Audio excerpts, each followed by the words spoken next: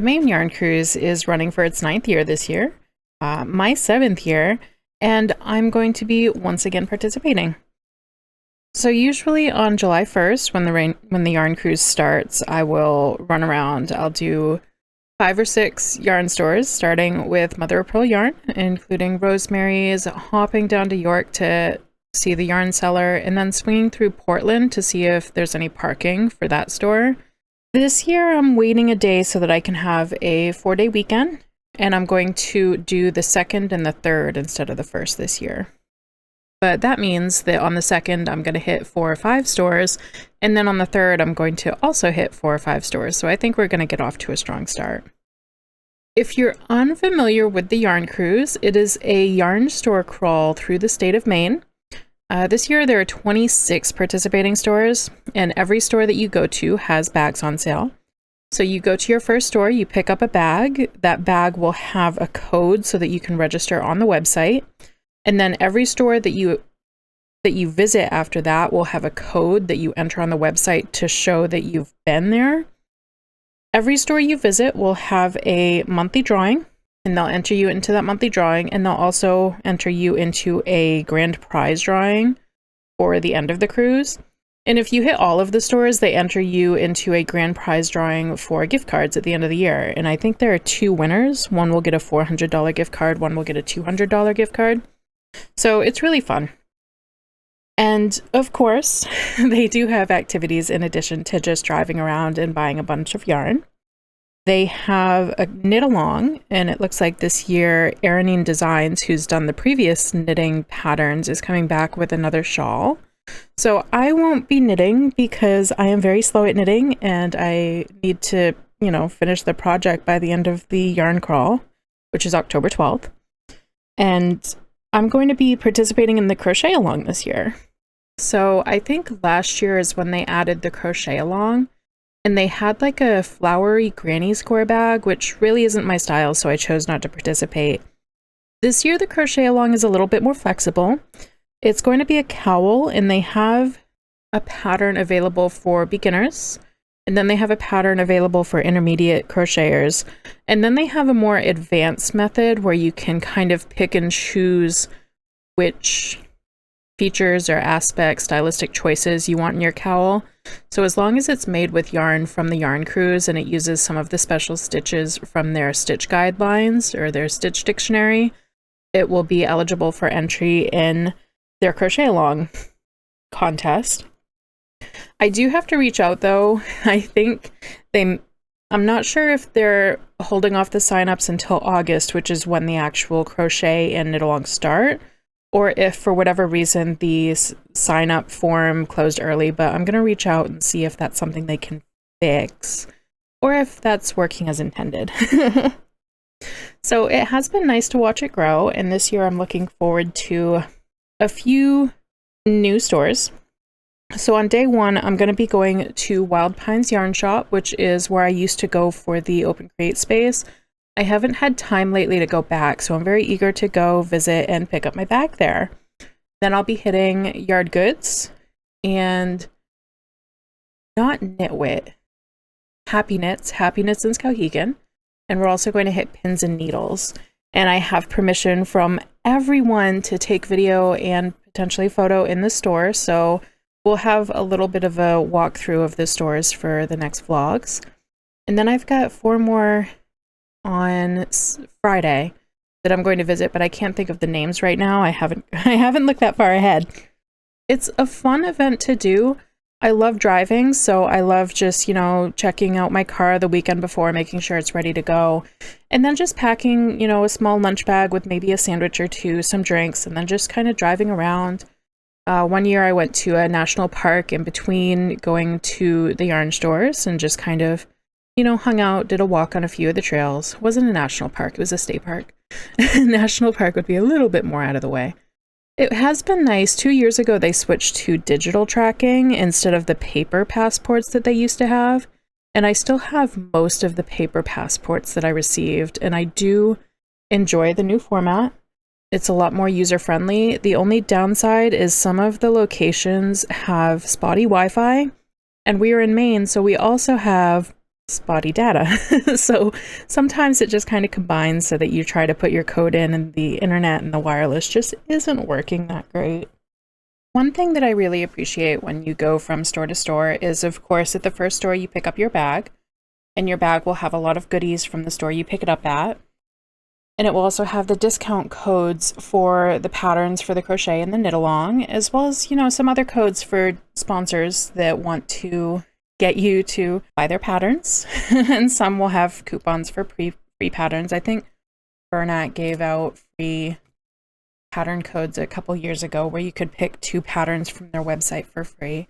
So that was really cool. This year they're doing a much bigger bag than they've done in the past. It looks like it can actually hold a full sweater. It's kind of not quite a backpack, but it is kind of a bucket bag with shoulder straps from the looks of it and a cinch that shuts the top. I really enjoy the bags that we get from the Yarn Cruise because I use them for a lot of my projects.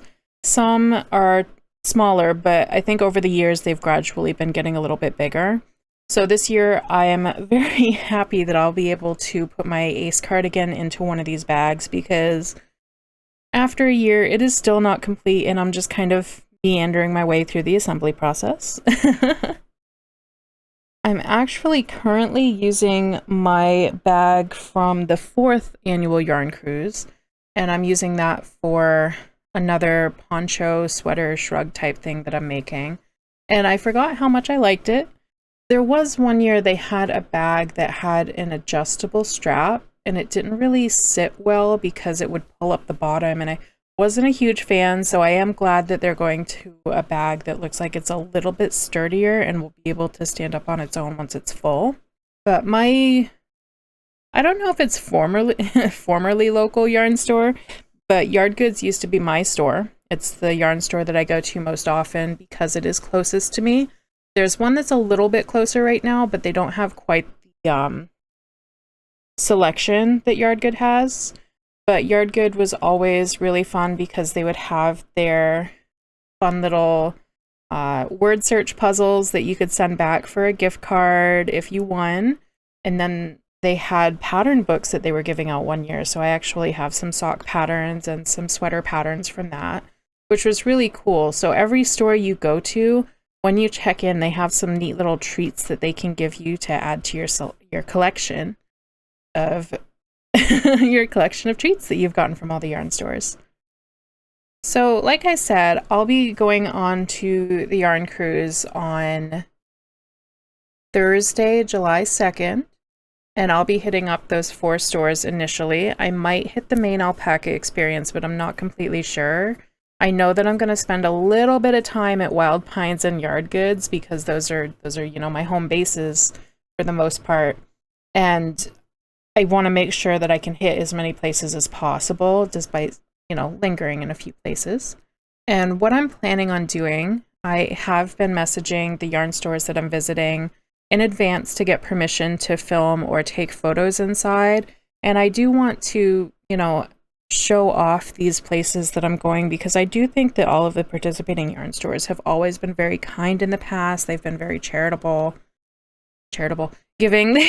They've always been very cool with what they give people for participating. And the people have just been so kind. And I want to, kind of share the places that I go so people can see what's out there because before I started doing the Yarn Cruise, I wasn't really aware of all these yarn stores in Maine. And these are not all of the yarn stores in Maine. These are just the ones participating in the Yarn Cruise. But there are a lot more stores than I ever thought there were in Maine. And I think it's really nice that the Yarn Cruise gives us the opportunity to see the yarn stores participate in their activities, visit people, and then, of course, learn more about the store. I know I've gone to Mother of Pearl quite a few times, and through the Yarn Cruise, I found out about Netta Spa, which takes place in Freeport. I actually did a blog post about that last year, the year before, when I went at the end of February, beginning of March. And it was a cute little place, and it had a lot of vendors, and I really appreciated learning about it so that I could attend it. And honestly, the Yarn Cruise, in addition to the Maine Fiber Frolic, have opened my eyes to a lot of different yarn and fiber related events, festivals, and organizations pretty much. So it's kind of a nice stepping stone into the wider world of our hobbies. So I think it's really important to kind of highlight, you know, who has opened some doors for me and opened my eyes a little bit. So I will be putting out videos probably a couple weeks after I do the yarn stores, and I'll be spacing them out a little bit so that people can see the yarn stores that are participating, maybe hear a little bit from the yarn store owners and employees. I haven't entirely decided on the format of the videos for the yarn stores and the Yarn Cruise, but I do want to, you know, I want to give every yarn store fair representation in the video.